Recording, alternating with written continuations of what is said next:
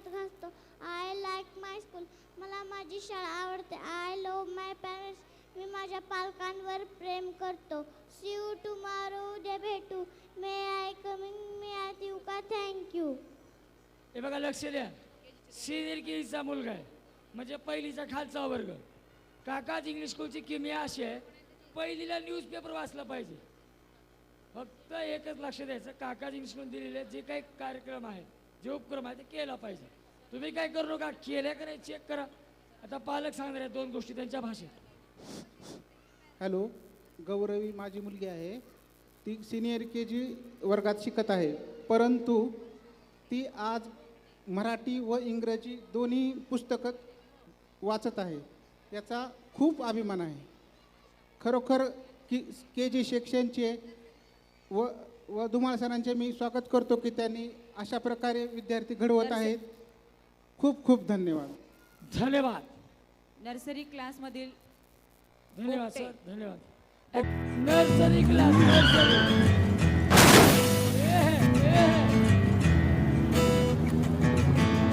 खोलो खोलो दरवाजे पर्दे करो किनारे, खूटे से बंदी है हवा मिल के छुड़ाओ सारे.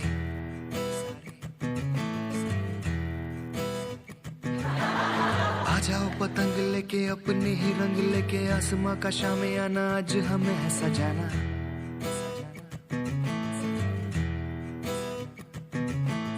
क्यों इस कदर हैरान तू, मौसम का है मेहमान तू. ओ दुनिया सजी तेरे लिए, खुद को जरा पहचान तू. तू धूप है झंग से बिखर, तू है नदी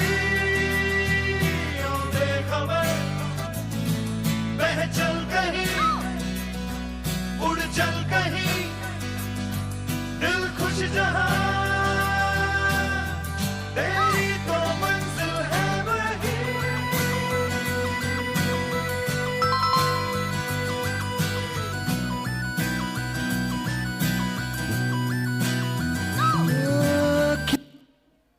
म्हणजे पाहिलं का शाळा काय शिकवते. लेकराचा मोठा प्रश्नचिन्ह निर्माण असा झालाय, हे आंतरराष्ट्रीय लेवलचा प्रश्न आहे. लेकराला जर विचारलं का तुझ्या आईनं हीच शिकवले का, आणि घरी आई वडील काय म्हणतात, तुझ्या शिक्षकानं वर्षा हेच शिकवले या का. पालकांनी शिकलं कुठून? समाजातून. एक सुंदर वाक्य सांगतो, चला पुढचं गाण्यावर लावून घ्या. पहिली शाळा त्याची आई, कारण महात्मा ज्योतिबा फुले आणि सावित्रीबाई फुले माता यांनी सांगितले, जिच्या हाती पाळण्याची दोरी वर्षा ती बोबडे जगात मॅडम. उदारी. वरी जायचं स्टेजवरती. पालकांनी वरी या. पहिली शाळा तिचं घर, जसं आई वडील वागतात तसं लेकरू ऐकत. दुसरी शाळा आमच्यासारखं शाळा, वाचायला लिहायला शिकवितात. तिसरी शाळा तो ज्या भागात राहतो, ज्या गल्लीत राहतो, ती तिसरी शाळा. आणि चौथी शाळा मी तुम्हाला आपल्या पालकांना सांगितलं आहे, खोटं बोलायची शाळा आपल्या घरी. एखादी माय माऊली लेकरं लावून घ्या वरी, म्हणजे पालक येऊ द्या वरी. घरी कोणी शेजारची एखादी बाई माय माऊली साखर मागायला आली तर आपण काय म्हणतो, माय आमची आत्ताच संपली. आणलेली तर सकाळीच असते, ते लेकरू बघतंय.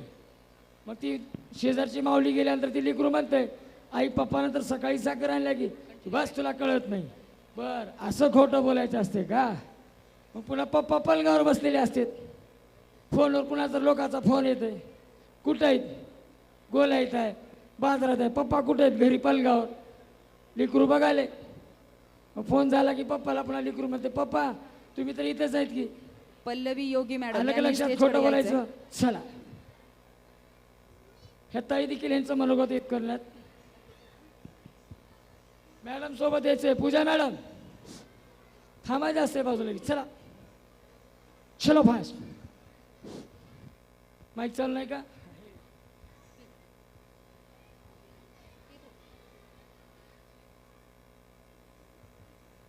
सांगा ताई. नमस्कार. या सर या. माझी मुलगी रेवती बोपटे. थोडं माईक जवळ.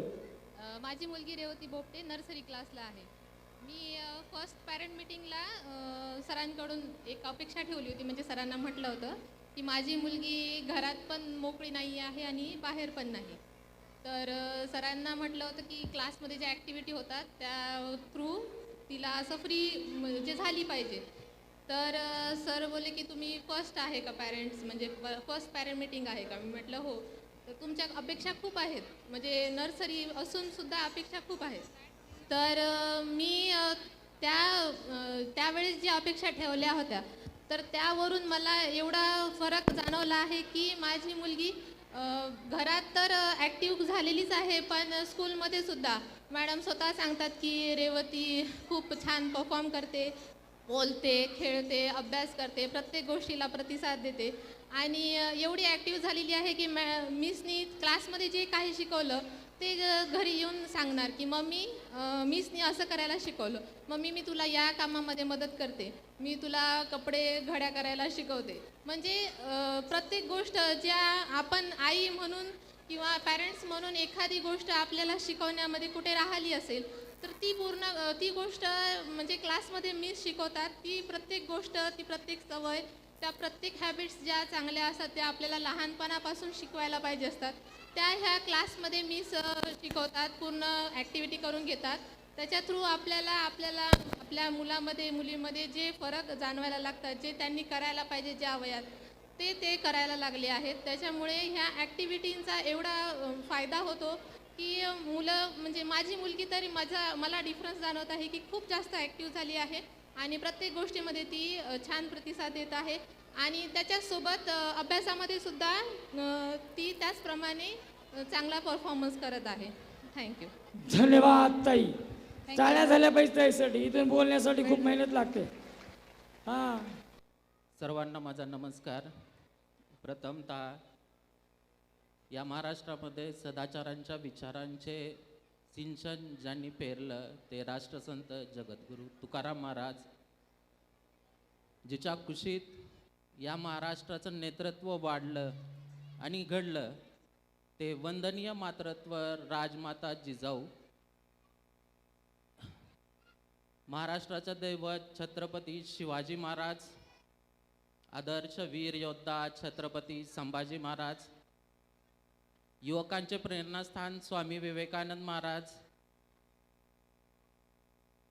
आणि बोधिसत्व ज्ञानसम्राट डॉक्टर बाबासाहेब आंबेडकर यांच्या चरणी मी अभिवादन करतो.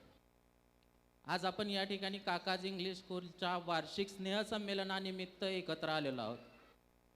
आज हा कार्यक्रम दुपारी 12:30 वाजल्यापासून चालू आहे आणि तुम्ही सर्वजण पालकवर्ग खूप चांगल्या पद्धतीने हे कार्यक्रमाचा आस्वाद घेत आहात. त्याच पद्धतीनं खूप लहान जे की सिनियर के जे किंवा KGचे जे विद्यार्थी आहेत त्यांनी या ठिकाणी डान्स असेल किंवा काही नाटक करून दाखवले. खरोखरच मी विनोद सरांचं अभिनंदन करतो की त्यांनी जे आहे ते या ठिकाणी विद्यार्थ्यांना, आता त्यांच्या शाळेचं जे ब्रीदवाक्य आहे गुणवत्ता, शिस्त, सातत्य आणि संस्कार या चतुर्श्रुतीवरती जे हे काकाज इंग्लिश स्कूल काम करत आहे आणि काकाज इंग्लिश स्कूलचे संचालक प्लस शिक्षक वर्ग जे आहे ते खूप प्रामाणिकपणे काम करताना आपल्याला या ठिकाणी दिसत आहे. हल्ली काय होतं माहिती आहे का, आपण आपल्या विद्यार्थ्यांकडे किंवा पाल्यांकडे लक्षच देऊ शकत नाही. आज मी पण एक कॉर्पोरेट जॉब करतो, मी दिवसभर बाहेर असतो, पण मला मुलाकडे लक्ष देता येत नाही. त्या ठिकाणी जी आई असते ती आपल्या मुलांना घडवते, म्हणजे आपण पालक म्हणून कुठंतरी कमी पडतोय. विनोद सर जे आहेत ते काकाज इंग्लिश स्कूलमधून चांगले विद्यार्थी घडवतील, पण जे घरचं वातावरण आहे आणि पालकांनी विशेष करून लक्ष घातलं पाहिजे ते आपण करत नाही आहेत. आपले विद्यार्थी जे आहेत, आता हे जे साधारणतः वय जे असतं 6 ते 12 वर्ष वयोगटाचं, हे खूप कवळं वय आहे. वेळूची जशी काठी असते तसं यांचं वय असतं. वेळूची काठी तुम्ही जी कवळी असताना कशी वाकवा ती वाकल्या जाते, तसं आपल्या लहान बालकांचं पण तेच आहे. आपण या वयामध्ये जर मुलांना चांगले संस्कार दिले तरच ते पुढे चांगले घडतील आणि शाळेचं, गावाचं आणि आपलं पालकांचं नाव रोशन करतील. त्यामुळं मी पालकांनाही विनंती करतो की आपल्या मुलांकडे त्यांनी लक्ष दिलं पाहिजे. आणि खरोखरच सर आपले करावे तेवढे आभार कमी आहे की धन्यवाद सर. तुम्ही आज विद्यार्थ्यांना एवढं मार्गदर्शन करता.